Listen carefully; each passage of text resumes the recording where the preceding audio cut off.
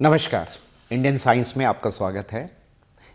आज की हमारी जानकारी कहती है कि पृथ्वी ही पूरे ब्रह्मांड में एक ऐसा ग्रह है जिस पर जीवन है और उस जीवन को पनपने के लिए जितने भी संसाधन चाहिए वो भी इस पर मौजूद है। लेकिन पिछले कुछ सालों में हमने जो विकास का जो मॉडल अपनाया है, हालत ये हो गई है कि जितना पृथ्वी की जो बेयरिंग कैपेसिटी है उससे ज़्यादा हम उससे ले रहे हैं और इसके जो नतीजे हैं, चाहे वो हवा का प्रदूषण हो, वायु का प्रदूषण हो, हमारी मिट्टी की हालत ख़राब होना हो, जैसे जो कहीं की बातें हैं या परिणाम हैं वो सामने आ रहे हैं। और इन सब पर जो एक और बड़ी बात कहीं जो खतरा आ रहा है वो क्लाइमेट चेंज और ग्लोबल वार्मिंग का है। ऐसी दिशा में हमारा विकास का मॉडल क्या होना चाहिए? पहाड़ों की जब हम बात करते हैं वहाँ हालत थोड़ी और भी ख़राब है। हालांकि जो प्राकृतिक संसाधन हैं वो जो अपने आप में संवार कर रखे हुए हैं, उनसे पूरे भारत में, मैं कहूँ कि पूरे इंडियन सब कॉन्टिनेंट में कहीं ना कहीं एक ऐसा प्रभाव, चाहे वो पर्यावरण से जुड़ा हो, चाहे उसका आर्थिक पक्ष हो या सामाजिक पक्ष हो, वो कहीं ना कहीं जुड़ा हुआ है। पहाड़ में ऐसे कई व्यक्ति हैं जिन्होंने ऐसे विकास के नए मॉडल प्रस्तुत किए जिससे कि स्थानीय लोगों को साथ लेकर, स्थानीय संसाधनों के साथ लेकर विकास की दिशा को बदला जा सकता है। उनमें से ही एक ऐसी व्यक्ति आज हमारे साथ मौजूद हैं, डॉक्टर अनिल जोशी। पद्मश्री से सम्मानित तथा अन्य कई राष्ट्रीय और अंतर्राष्ट्रीय पुरस्कारों से सम्मान जो हैं जोशी जी को मिले हैं। डॉक्टर जोशी, आपका हमारे स्टूडियो में स्वागत है। हम बात कर रहे हैं कि जो पृथ्वी की जो बेयरिंग कैपेसिटी है, यानी कि जो उसकी जितना सामर्थ्य उसमें झेलने का है, हम उससे ज़्यादा एक्सप्लॉइट कर रहे हैं, यानी हम हमारी जितनी चादर है उससे ज़्यादा हम पैर पसार रहे हैं। आप जो है पहाड़ों में आपने जो बात करी, मुझे याद है कि जब 25 साल पहले हमारी आपकी मुलाकात हुई थी एक पहाड़ में ही, रानी चौरा में, तो तब आपने संस्था हेस्को की स्थापना की थी और तब से लेके आज तक मैं कहूँ कि आज आपको माउंटेन मैन के नाम से जाना जाता है। तो वो यात्रा कैसी रही? देखिए, ये यात्रा कुछ मिली जुली है, सुखद भी है, कुछ दुख भरी भी है।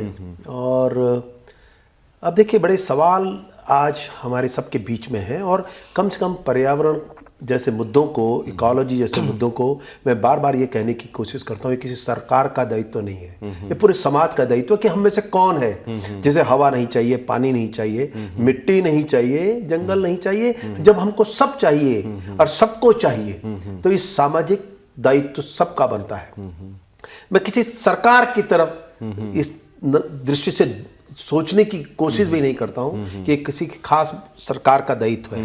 हाँ, सरकार के दायित्व इस रूप में है कि उन पर आधारित निर्णय लें, नीतियां तैयार करें। तो एक जो आज हम बीच में जहां खड़े हो चुके हैं, जहां असमंजस की स्थिति पैदा हो चुकी है, एक तरफ हमने जो ढांचा विकास का लिया और हमने यूरोपियन वे को समझा, लेकिन हम भूल गए वो मुट्ठी भर के लोग हैं। वो कितना भी अपने संसाधनों को जिस तरह से भी करेंगे तो उनकी जो संख्या है, उनकी जो जनसंख्या है और हमारी जनसंख्या में एक जमीन आसमान का अंतर है। एक बात, लेकिन उन पर भी एक राइडर कहीं ना कहीं इस रूप में अवश्य लग जाता है कि वे जब एक सीमा से अधिक ऊर्जा का उपयोग करेंगे, शरीर को न हिलने वाले काम करेंगे, जिसे कहते हैं श्रमहीन जो जीवन उन्होंने अपना शुरू किया, वह भी किसी न किसी रूप में खतरे में। लेकिन एक जो प्रवृत्ति हमने उनके हिस्से की मान ली कि हम उसी विकास के ढांचे को अपनाएं, इसमें कोई शंका भी नहीं है कि और ऐसा नहीं होना चाहिए, मैं उस तरफ नहीं जा रहा हूं। लेकिन उस संतुलित विकास जिसके बारे में हमें गहरी पैठ होनी चाहिए थी और यह भी समझ होनी चाहिए थी कि उनके विकास के मॉडल को अपने भारतीय संस्कृति और सभ्यता जो उससे जोड़कर हम आगे बढ़ाने की कोशिश मिलाकर अगर देखते तो शायद हम कहीं ना कहीं अपनी एक सीमा तय कर लेते। और दुर्भाग्य यह है कि हमने कोई सीमा नहीं बनाई है और यही कारण है कि हम एक एक करके उनको तोड़ते चले गए। परिणाम जैसे कि आपने कहा आज हमारे सामने है और जिसको एक विकराल जलवायु परिवर्तन जैसा नाम मिला है, ग्लोबल वार्मिंग जैसे मुद्दे खड़े हो गए। तो ये किसी का दोष नहीं, ये हमारा दोष है और हम इस दोष से कब मुक्त होंगे, शायद वह तभी मुक्त हो पाएंगे जब हम एक बड़ी समझ आज तैयार करें ताकि आने वाली पीढ़ी उसकी पुनरावृत्ति न करे। मैं एक चीज़ जानना चाहता हूँ कि डॉक्टर जोशी, आप एक कॉलेज में पढ़ाते थे, तो वो वहाँ से उस एक कहें कि आरामदायक नौकरी को छोड़कर ये जो माउंटेन मैन बनने की जो यात्रा है, वो क्या मोटिवेशन था? ये एक बात है कि मैं कभी भी किसी असुरक्षा में नहीं जिया, और ये सुरक्षा जैसी भावनाएं ही हमें जोड़ने के लिए लालयत करती है। और सुरक्षा ही एक ऐसा मुझे लगता है हमेशा, एक अच्छी नौकरी, एक पेंशन, और हम ये भी जोड़ लें, ये भी जोड़ लें, ये सुरक्षा के लिए करता आदमी। ये सामाजिक सुरक्षा है, कभी न कभी हमारे लिए बड़ी हानिकारक है कि कुछ कुछ तो इतना जोड़ देते हैं जो सारी दुनिया का हिस्सा उन्हीं के पास चला जाता है। तो मैं कभी इसका किसी भी रूप में इस पक्ष में नहीं रहा हूं। और गांधी की ये बात कि गांव ही इस देश का सबसे बड़ा बल है, ये बड़ी पैठ थी। और सिर्फ ये था कि गांव क्यों नहीं बराबरी में है, उसका बड़ा कारण था कि ये उत्पादक हैं, लेकिन वहीं दूसरी तरफ ये लाभ के ज्यादा बड़े हकदार होने के बावजूद ये लाभ नहीं कर पाते। तो विज्ञान का एक बड़ी भूमिका हो सकती है। तो इस कसम में जब मैं था, और गांव से मेरा रिश्ता है, गांव से मेरी पैदाइश है, तो उस समय ये हुआ कि एक निर्णय मुझे लेना पड़ेगा कि मुझे या तो एक ही लालच में जीना पड़ेगा, या तो मैं इस नौकरी को करूं, और या इसको छोड़ के गांव की बात और गांव के विकास की कल्पना करूं। हम अपनी बातों का सिलसिला इस विषय पर जारी रखेंगे। एक छोटा सा ब्रेक लेने के बाद हम फिर मिलते हैं आपसे।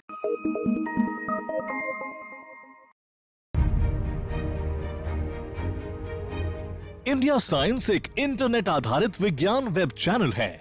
ये चैनल भारत सरकार के विज्ञान और प्रौद्योगिकी विभाग द्वारा शुरू किया गया है, जिसका कार्यान्वयन और प्रबंधन विज्ञान प्रसार कर रहा है। इंडिया साइंस www.indiascience.in URL पर उपलब्ध है। इस द्विभाषीय चैनल की विषय वस्तु हिंदी और अंग्रेजी में उपलब्ध है। इस चैनल को इंटरनेट की सुविधा वाले किसी भी उपकरण पर देखा जा सकता है।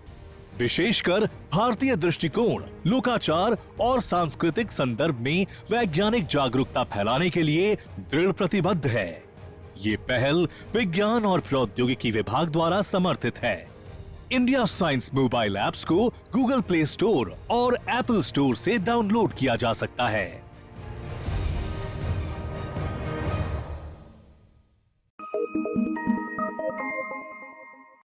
एक बार फिर आपका स्वागत है हमारे कार्यक्रम में। डॉक्टर जोशी, हम बात कर रहे थे कि आपने जो एक नई फिलोसफिकल लेवल पे एक जो बात कही थी कि स्थानीय संसाधनों का आधार मान के स्थानीय विकास की आप बात करते हैं, तो उसमें अनुभव क्या रहा? देखिए, एक इसको समझने के लिए आप एक बहुत बड़ी बात समझें कि अगर दुनिया को देखें, आज दुनिया में रूरल अर्बन पॉपुलेशन बराबरी में आ चुकी है, और ये बड़ा भयानक है। क्योंकि आप ये मानिए कि प्राइमरी प्रोडक्टिविटी गांव से होती है। बिल्कुल बिल्कुल। वो हवा, जंगल, मिट्टी, खेती बाड़ी, ये सब गांव की देन है, जड़ी बूटियां, ये सब। और अर्बन मैनेजर की तरह रोल प्ले करते हैं, उनके संसाधनों पर वो मैनेजमेंट चलता है, प्रोसेसिंग चलती है, वैल्यू एडिशन चलता होगा। तो अब अगर अर्बन और रूरल की संख्या बराबर हो रही है तो भयानक दो कारणों से है। एक, जो विकराल रूप शहरों का बढ़ता चला जा रहा है, पॉल्यूशन को लेके, वाटर क्राइसिस को लेके। एक दूसरी बात कि एक सीमित रोजगार तय है, वहां पे भी कहां से रोजगार है। वहीं दूसरी तरफ उस लालच में शहरों, गांव का भी माइग्रेशन शहरों की तरफ हो गया, क्योंकि श्रम रहित कार्य में हर एक आदमी उसको लालच के रूप में देखता है। तो ये जो बराबर पॉपुलेशन हो रही है, इसका सबसे बड़ा और जो कुप्रभाव पड़ने वाला है वो हमारे प्राथमिक संसाधनों पर पड़ने वाला है। क्योंकि देखिए, आज बाजार में अगर आटा बिकता है तो आटा बनाना इतनी बड़ी टेक्नोलॉजी नहीं है, लेकिन ज्यादा बेहतर लाभ वो आटा बनाने वाला ले रहा है बनस्पत वो किसान जो गेहूं पैदा करता है। आज हमारे पास कई ब्रांड चावलों के बाजार में है, लेकिन उस चावल बनाने की टेक्नोलॉजी कोई इतनी बड़ी नहीं है कि वो गांव नहीं कर सकता था। या आज जो जड़ी बूटियां इतनी तादाद में बाजारों में आ रही हैं, उनके उत्पाद वो गांव में पैदा होती थी, लेकिन गांव में उसके रोजगार नहीं है। अगर आज आप चाहते हैं कि माइग्रेशन ना हो, पहला विषय, और दूसरा बड़ा विषय, देखिए कि संसाधनों पर आधारित रोजगार के तीन बड़े मतलब हैं। एक, आप जब संसाधन पर आधारित आपकी आर्थिकी होगी, आप हमेशा चाहेंगे कि आपका संसाधन बढ़ता चला जाए, और जब संसाधन बढ़ता है तो वो पारिस्थितिकी दृष्टिकोण से भी महत्वपूर्ण होता है, वो इकोसिस्टम को भी मेंटेन करता है। एक नंबर दो, जब स्थानीय संसाधनों पर आर्थिक हमारी आर्थिकी होगी, हमारे पास हम भी उतना ही पैसा बटोर पाते हैं जितना कि अन्य कहीं एक रोजगार के रूप में जाता है। तो वो एक डिग्निटी, एक सम्मानजनक रोजगार है जो गांव के बीच में आ सकता है। और जब एक बार ये रोजगार आए बेहतर तरीके से, तो एक अच्छी शिक्षा, एक अच्छा स्वास्थ्य भी गांव के बीच में इसलिए आता है कि वो सर्विसेज, क्योंकि पैसा है तो सर्विसेज भी चले जाए। और पब्लिक स्कूल शहरों में क्यों होते हैं, गांव में क्यों नहीं है? अगर उसे ही हम एक विकास का हिस्सा मान के चलते हैं, क्योंकि आर्थिकी बेहतर नहीं है। तो और जो पलायन जैसी कहानियां हैं, वो अगर सम्मान पूर्वक रोजगार गांव के अंदर है, तो ये 3-4 चीजें, तो ये विकेंद्रित विकास का मॉडल है जो संसाधनों पर आधारित हो, पारिस्थितिकी, आर्थिकी और सम्मान, ये सब एक साथ खड़े हो सकते हैं। और जो देश की जो क्लाइमेट चेंज, ग्लोबल वार्मिंग जैसे बड़े मुद्दे हैं, अगर ये दुनिया के, इसका कोई उत्तर नहीं है सिवाय गांव के। और गांव में अगर लोग रुकेंगे और उनकी आर्थिकी मजबूत होंगी, तो बड़े बदलाव हमारे सामने होंगे। विलेज सेल्फ रिलायंट इकोनॉमी, ये गांधी जी ने भी कहा था। लेकिन आज हम देख रहे हैं कि पूरे वर्ल्ड की जो इकोनॉमी है वो हम जोड़ रहे हैं। तो उस दिशा में क्या एक ये स्टेप बैकवर्ड नहीं होगा, यानी पीछे की तरफ जाना नहीं होगा? देखिए, आपको पहले एक बात समझ लेनी चाहिए कि अगर आज आप अपनी इकोनॉमिक स्ट्रक्चर को देखें, इकोनॉमिक स्ट्रक्चर का जो बेस है, आधार है, वो प्राइमरी प्रोडक्टिविटी है। अब आप देखिए, अकेले खेती बाड़ी के उत्पाद और जंगलों के उत्पाद या पानी के उत्पाद, ये जो तमाम तरह के उत्पाद हैं, उससे 90% इकोनॉमी इस देश दुनिया की चलती है। बिल्कुल। और अगर वो 90% इनसे चलती है, तो इनको बेहतर तरीके से अगर हम नए रास्तों को, विज्ञान, नॉलेज और ये सब मार्केट इनोवेशन, मार्केट इंटेलिजेंस, ये सबको एक साथ जोड़ के चलेंगे, तो साफ सी बात है, हम कोई बड़े बदलाव, वो जो ग्लोबल मार्केटिंग और ग्लोबल विलेज वाली कंपनी में, छोटी सी बात बता दूं कि हमारे यहाँ चौलाई पैदा होता है। अब चौलाई का बाजार ऐसा सीधा बड़ा नहीं था, लेकिन आज चौलाई हमारे प्रसाद का रूप हो गया। वैष्णो देवी चले जाइए, आज 64 लाख रुपए एक परथल गांव है, उसका आज रोजगार इसलिए है कि वो मक्के के लड्डू बनाता है, जिसकी हमने कोशिश की, तो वहां पिलग्रिम्स आते हैं, मक्का लोकल पैदा होता है। तो जो मार्केट इनोवेशन रूरल इंडिया के लिए होना चाहिए, और जो लोग जाते हैं वहां से आते हैं, उन सबको जोड़कर अगर देखें, तो देखिए हम ग्लोबली आज आप देखिए कि हम कितनी आयुर्वेदिक जड़ी बूटियां एक्सपोर्ट करते होंगे या दवाएं करते हैं। हम सब चीज एक्सपोर्ट करते हैं, कई चीजें, और वो सब गांव के उत्पाद हैं। तो हम गांव को बेहतर रूप में ग्लोबल सिनेरियो के बीच में देखना चाहते हैं, ताकि उनके योगदान बढ़े। और देखिए, सो कॉल्ड जीडीपी में, तथाकथित जीडीपी में गांव के उत्पादों का कंट्रीब्यूशन साफ साफ नहीं दिखाया जाता। अगर खेती हो तो वो 40% या 12-13% हो गई, लेकिन उसको बढ़ाया जा सकता है। आपकी संस्था हेस्को ने कुछ प्रयोग किए थे इसी तरीके के, उनका अनुभव क्या रहा? देखिए, मेरा अपना मानना है कि कई चीज़ें ऐसा है कि जो बड़े स्तर पे भी गई, हमने माना कि अगर मान लिया हम एक घराट टेक्नोलॉजी थी, बड़ा हमने उसके लिए संघर्ष किया, और वो गांव के बीच में जो पंचक्कियां उनको बेहतर करके दोबारा स्थापित करो, जो डीजल इंजन, इलेक्ट्रिकल इंजन है, और इसने एक बड़ा रूप लिया। और राष्ट्रीय स्तर पर भी सरकार ने इसको मानते हुए एक योजना 95-96 में शुरू कर दी कि वो विकेंद्रित ऊर्जा के तरीके हैं जिनको कि हम कर सकते हैं। जैसे मैंने अभी आपको एक प्रसाद के कार्यक्रम की बात कही, और इसी तरह कई कार्यक्रम हैं, फूड प्रोसेसिंग, फ्रूट प्रोसेसिंग। हमारा मानना है कि गांव के बाजारों को अगर आप अध्ययन करें, वहां 70% बाजार आप गांव का रिप्लेस कर सकते हैं लोकल मार्केट से ही, लोकल प्रोड्यूस से, जो कभी नहीं होता। होता क्या है, गांव के उत्पाद शहरी इलाके में कहीं जाएंगे, वहां प्रोडक्ट बनेंगे, और फिर गांव में ही बिकने को आ जाते हैं, जो 70% बाजार को मैं कह रहा हूं। तो 70% बाजार तो गांव के अंदर है आपके पास, आप यही उत्पाद बनाइए, एक अपनापन भी होता है, और वहीं पे इकोनॉमी की साइकिल, लोकल साइकिल होगी। सरप्लस होगा तो उसको बड़ी साइकिल में शहरों के लिए डाल दीजिए। ऐसे आर्थिक तंत्र जो इकोलॉजी, पारिस्थितिकी से जुड़े होंगे, वही एक बड़ा परिवर्तन आज के समय पे ला सकते हैं। मुझे लगता है कि आपकी बात में मैं देख रहा हूँ कि जो गांधी जी की जो फिलॉसफी थी, वो कहीं ना कहीं बड़ी डोमिनेटिंग वे में दिखाई पड़ रही है। तो आप कितने इंस्पायर हैं उनसे, गांधी जी से? देखिए, आपको बड़ा आश्चर्य होगा कि मैंने अपने शुरुआती जीवन में कभी किसी किताब को पढ़ने के पक्ष में नहीं था, क्योंकि मैं नहीं चाहता था कि मैं दिमागी रूप से कहीं ग्रसित हूँ, कि से किसी में पूर्वाग्रह ले लूँ कि साहब ऐसा होना चाहिए। मैंने गांधी को बहुत बाद में पढ़ा, जब हम अपनी यात्रा के आधे से ज्यादा समय पूरा कर चुके थे। हम गांधी को जानना चाहते थे, ये जांचने के लिए अपने आप को कि क्या गांधी ऐसी ही बातें करते थे। मुझे सबसे बड़ा अपने जीवन में एक सुख मिला, वो इस रूप में था कि गांधी एक विदेशी कल्चर से भी जुड़े हुए थे और इस देश के लिए लड़े, लेकिन उसके साथ ही उनके दिल हृदय से गांव कभी नहीं गया। और उनका मानना था गांव के ही रास्ते सबसे बड़ी समृद्धि के रास्ते बन सकते हैं, उनका ठोस मानना था। और हमारा, मैं वैज्ञानिक हूं और विज्ञान को बेहतर समझता हूं, पारिस्थितिकी को समझता हूं। मुझे भी अपने उस तमाम अनुभव के बीच में साफ लग गया था कि पारिस्थितिकी आर्थिकी को लंबे समय तक अगर सटीक और सतत बनाना है, टिकाऊ बनाना है, रास्ते गांव से ही होंगे। और वो सभी दुनिया के जो बड़े विचारक रहे हैं, उन्होंने हमेशा ऐसे ही रास्तों को अपनाया। हम नारे इन लोगों के नाम के जरूर लगाते हैं, लेकिन उसको उतारने में कहीं कतरा जाते हैं, क्योंकि हमारे झुकाव बढ़ जाते हैं। कुछ और जगहों में गांधी ने इसलिए सब कुछ त्याग दिया था। मैं समझता हूं गांधी के त्याग के पीछे था कि वो इस प्रभाव में जीना चाहते थे कि मेरे लिए स्वयं के लिए कुछ नहीं, समाज के लिए करूंगा। इसलिए वो इतनी बड़ी बातें भी कह पाए थे। डॉक्टर जोशी, एक छोटे से ब्रेक के बाद हम हमारे जो बातों का सिलसिला है वो जारी रहेगा। मिलते हैं एक छोटे से ब्रेक के बाद।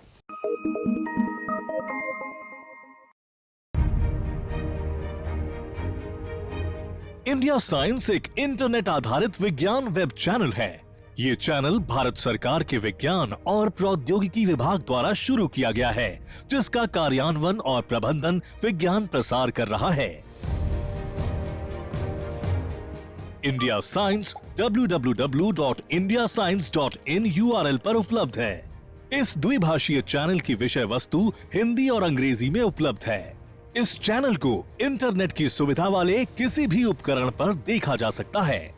विशेषकर भारतीय दृष्टिकोण, लोकाचार और सांस्कृतिक संदर्भ में वैज्ञानिक जागरूकता फैलाने के लिए दृढ़ प्रतिबद्ध है। ये पहल विज्ञान और प्रौद्योगिकी विभाग द्वारा समर्थित है। इंडिया साइंस मोबाइल ऐप्स को गूगल प्ले स्टोर और एप्पल स्टोर से डाउनलोड किया जा सकता है।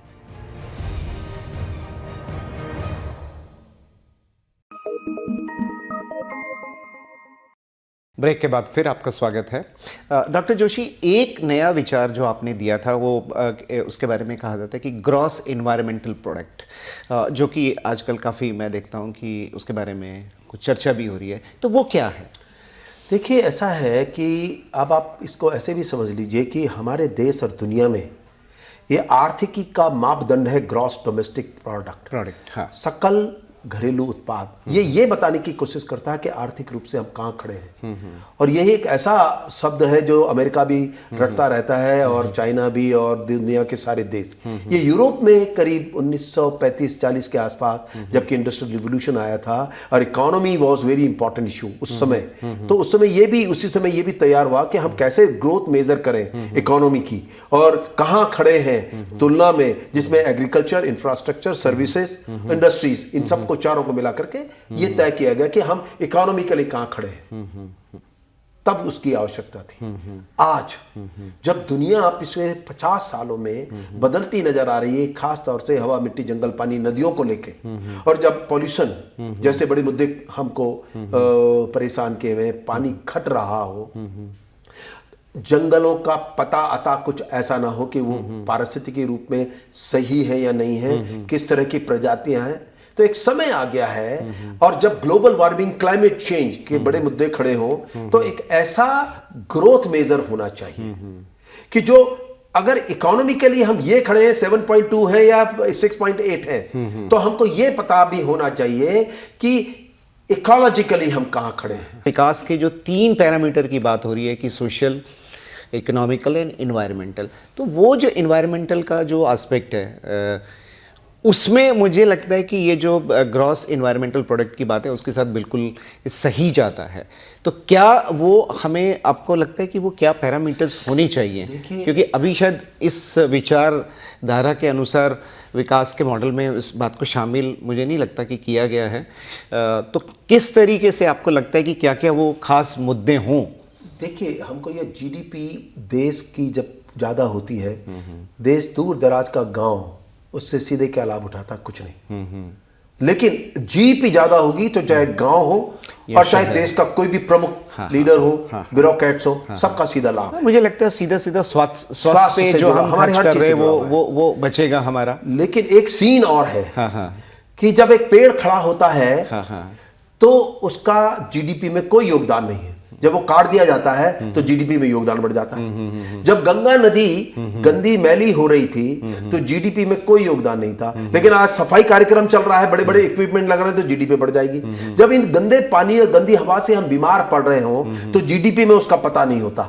लेकिन अगर आप बीमार पड़े, आपने गोली खाई, अस्पताल गए तो जीडीपी बढ़ जाती है। और एक बात और थी, एक सवाल मैं और जानना चाहूँगा कि आपने जो कहेंगे जो परंपरागत जो ज्ञान है उसको लेके उसमें जो आज की जो साइंस और टेक्नोलॉजी है उसको भी जोड़ा है और कुछ नए प्रयोग भी करे हैं। घराट का एक एग्जाम्पल जो है वो तो मुझे जाना माना है। कुछ और भी क्या ऐसे प्रयोग थे? देखिए, हम जिस संगठन से जुड़े हैं, हेस्को ने का एक मूल मंत्र यही है कार्य करने का कि परंपराएं बेहतर करके ही हम समाज में सबसे बेहतर व्यवस्था पैदा कर सकते हैं। उसका कारण है क्योंकि परंपराएं गांवों से पैदा हुई हैं, वो एक हमारी संस्कृति है और वो संस्कृति संसाधनों से जुड़ी हुई है। तो परंपराएं जो पैदा हुई वो भी लाखों हजारों वर्षों का उत्पाद है। तो उन परंपराओं को जोड़कर नए विज्ञान का समावेश होने से लाभ क्या होता है? परंपरा से एप्रोप्रिएटनेस आती है और नए विज्ञान से उसकी क्षमताएं बढ़ जाती हैं। तो दोनों को जोड़कर जब हम चलते हैं तो समावेश, ऐसा समावेश विश्वास बना के रखता है परंपराओं में। और परंपराओं का मतलब संसाधनों से है, परंपराओं का मतलब हवा, मिट्टी, जंगल, पानी, सूर्य से है, जिन्हें हमें हमेशा देवता की तरह पूजा, वनों को पूजा। परंपराओं का मतलब वो है। नया विज्ञान आपको निराश करने से बचाता है क्योंकि आपके कार्य की क्षमता बढ़ा देता है, आपके उत्पादों की गुणवत्ता बढ़ा देता है। तो इसलिए हमारा मंत्र ये था और हम यही बांटते फिरते हैं कि आप अपने संसाधनों पर, अपनी परंपराओं को सम्मान करते हुए आगे बढ़ने के रास्ता ढूंढेंगे तो वही सटीक होगा, वही सतत होगा और वही अटल होगा। मुझे लगता है कि इस उम्मीद के साथ कि जो ग्रॉस एनवायरमेंटल प्रोडक्ट है वो जो आर्थिक विकास का जो मॉडल है उसमें इसको भी शामिल किया जाएगा और जो भी बाकी जो चीज़ें हैं, मुझे लगता है कि अगर जो हमारा असेसमेंट का भी जो आज की तारीख में जो कहें कि मापदंड है उसमें भी हम बदलाव लाने की मुझे लगता है उम्मीद रखते हैं नीति निर्धारकों से। आप हमारे स्टूडियो में आए, आपने हमारे साथ अपनी जीवन यात्रा के जो कुछ खास पहलू हैं उनको हमारे साथ साझा किया। आपका बहुत बहुत धन्यवाद। तो हमारा ये कार्यक्रम आपको कैसा लगा? अपनी राय और अपने सुझाव हमें नीचे दी गई ईमेल पर भेजिए। तब तक के लिए हमें आज्ञा दीजिए। नमस्कार।